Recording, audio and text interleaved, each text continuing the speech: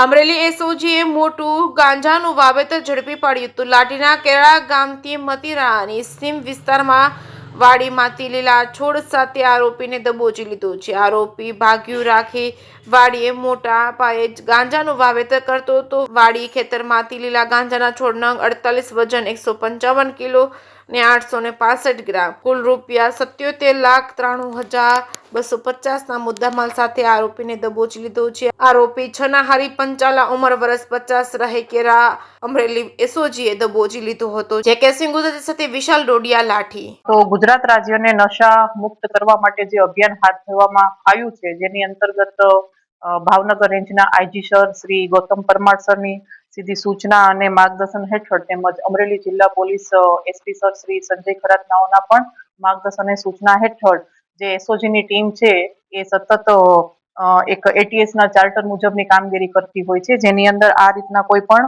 જે માદક પદાર્થો છે તેને શોધી કાઢવા માટેના સતત કામગીરી કરતી હોય છે. તો જેની અંદર આ એસઓજીની ટીમ છે, જેને એક ચોક્કસ બાતમી મળી કે લાઠી વિસ્તારની અંદર એક મતીરાળા ગામની સીમ તરફ જવાના રસ્તે બાબુભાઈ ડેરની વાડી આવેલ છે, જેની અંદર ગેરકાયદેસર માદક પદાર્થ એટલે કે અહીંયા ગાંજાના છોડનું વાવેતર કરવામાં આવેલ છે, એવી ચોક્કસ અને આધારભૂત બાતમી હોય અને એસઓજી ટીમ દ્વારા ત્યાં આગળ રેડ કરતા એક ઈસમને લીલા ગાંજાના છોડ સાથે ઝડપી લેવામાં આવેલ છે. અને આ કેસની અંદર જે પકડાયેલ આરોપી છે, જેનું નામ છે છનાભાઈ હરિભાઈ પંચાલા, જેની ઉંમર વર્ષ છે 50 અને ધંધો મજૂરી કરે છે અને જોગાણીનું કેરાડા નવા પ્લોટ વિસ્તાર, તાલુકો લાઠી, જિલ્લો અમરેલીના રહેવાસી છે.